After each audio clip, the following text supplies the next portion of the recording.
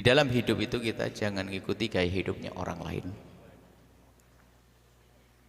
Kita sering terbawa gaya hidupnya orang lain sehingga kita memaksakan harus mempunyai sesuatu yang belum waktunya.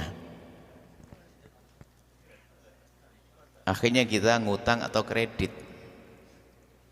Kalau sudah ngutang sama kredit, bayar enggak? Harus bayar kan? Itu yang menjadikan orang akan menjadi terpuruk. Biasakan dengan hidup sederhana. Itu menjadikan kita mudah untuk terhindar dari utang. Biasakan hidup sederhana. Kalau sudah hidupnya jor-joran, itu alamat dia bakal banyak utang. Dia memaksakan diri. Waktu suaminya gajinya cuma 2,5 juta, dia beli tas harganya 25.000, ya kan? Tak taunya gaji suaminya naik, bukan 2,5 juta menjadi 25 juta. Tasnya 250.000 harganya, naik tasnya. Dan seterusnya. Jadi yang pertama adalah harus kita mengatur cara hidup kita. Sebab apa artinya kita tambal di sini tapi ini belum dibenahi cara hidup. Ada orang cara hidupnya gaya ngutangan, mukanya muka ngutangan juga ada, akhirnya gayanya gampang ngutang. Kalau ketemu sama orang lain bisa minjem duit, nggak apa-apa, isengnya minjem duit sana. Itu ada model begitu, itu bahaya. Maka yang perlu dirubah adalah cara hidupnya dulu. Anda jangan malu deh kalau kalau nasi liwet. Anda kalau tahu nasi liwet kami, wah Anda bakal senang. Nasi liwet selera paling praktis ya. Tahu nasi liwet Ibu? Jadi kalau nasi, jadi nanti sayur saya cacah. Saya cacah, saya kasih kelapa parut. Ini kayak lapar nih masuk. Kelapa parut, saya kasih teri sedikit-sedikit sama bumbu begitu. Satu piring atau bagaimana. Setelah nasi liwet sudah mulai matang, saya tumpangkan di atasnya. Saya tutup, saya keliling kemana begitu, nanti balik lagi. Itu sudah bumbunya ngerembes ke bawah. Kita balik tuh makan bareng-bareng, enaknya sudah luar biasa. Nggak usah repot deh gaya. Makan dengan kerupuk juga ada. Cuman ada gizi dikit doh, jangan kerupuk terus lah. Sederhana.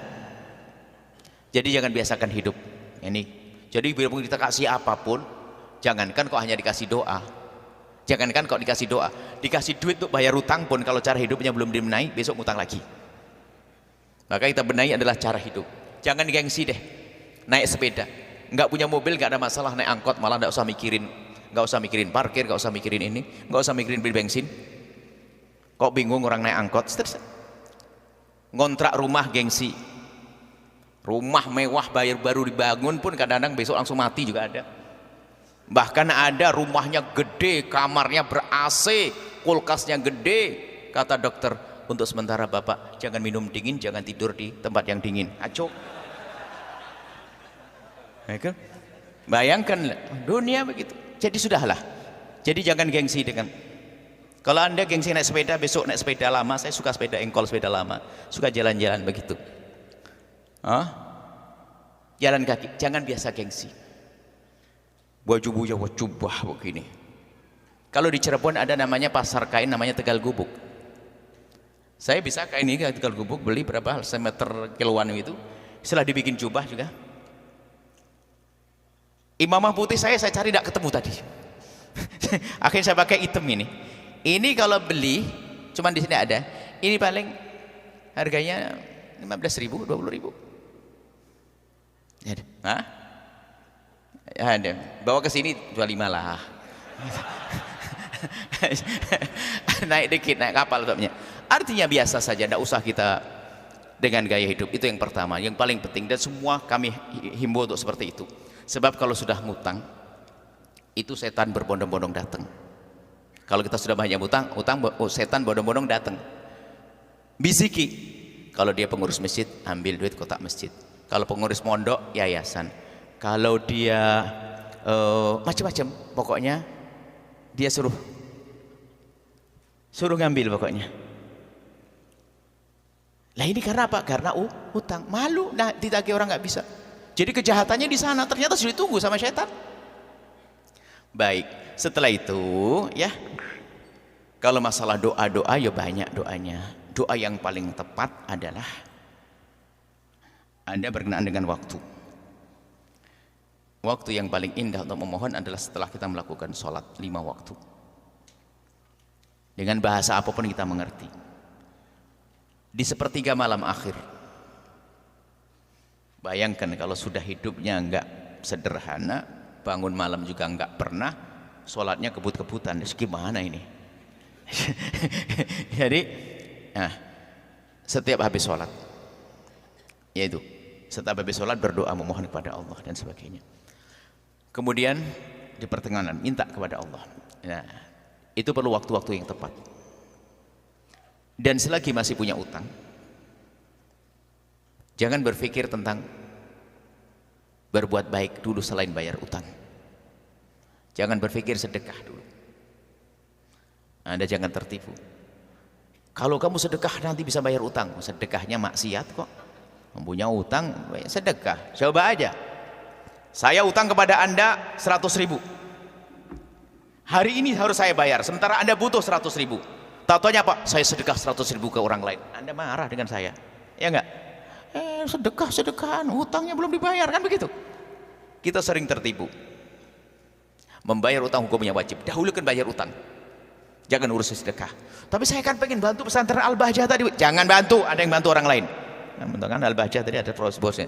Enggak, saya tidak perlu dibantu. Anda urusi diri Anda sendiri biar Anda bebas dari utang. Kalau Anda punya utang sedekah ke kami, bermasalah sih. Kecuali utang yang belum jatuh tempo dan Anda punya gambar untuk membayarnya. Contoh, Anda punya utang, tapi Anda punya gambar untuk bayar dan utangnya belum jatuh tempo, Anda boleh sedekah hari ini. Sudah jatuh tempo masih sedekah. Itu diantaranya. Jangan berpikir tentang berbuat baik kecuali urusan bayar utang, karena utang itu luar biasa. Matul ghani dzulmun, orang menunda-nunda membayar utang bagi yang mampu adalah kezaliman. Semoga Allah menjauhkan dari utang. Utang itu di siang hari gelisah, di malam hari nggak bisa tidur. Tapi dia bisa tidur, Buya, keterlaluan dia. Nggak tahu diri dia. Baik. Kemudian ada doa dari baginda Nabi SAW untuk bayar utang adalah Allahumma kfina bihalalika an haramik wa aghnina bifadlika amman siwak. Perbanyak doa itu. Allahumma kfina bihalalika an haramik wa aghnina bifadlika amman siwak. Allahumma kfina, ya Allah cukupkan kami ya Allah, bihalalika dengan kehalalan darimu ya Allah, wa aghnina dan kayakan kami, bifadlika dengan karuniamu amman siwaka, sehingga aku tidak perlu ngutang-ngutang, tidak perlu kepada yang lainnya darimu ya Allah. Ini adalah doa yang diajarkan bagi Nabi SAW. Kemudian juga diantaranya yang saya lupa kami sebutkan, orang yang dililit utang dan sebagainya, Anda koreksi. Mungkin Anda siapapun punya kesalahan dengan orang tua, bergegaslah menghadap pada orang tua dan minta maaf, karena mungkin kita menyakiti orang tua dan sebagainya. Cium tangannya, peluk dengan hangat, minta maaf dan berjanji untuk tidak mengulangi kesalahan itu, karena bisa jadi sebabnya adalah di sana. Insya Allah setelah itu diselesaikan semuanya.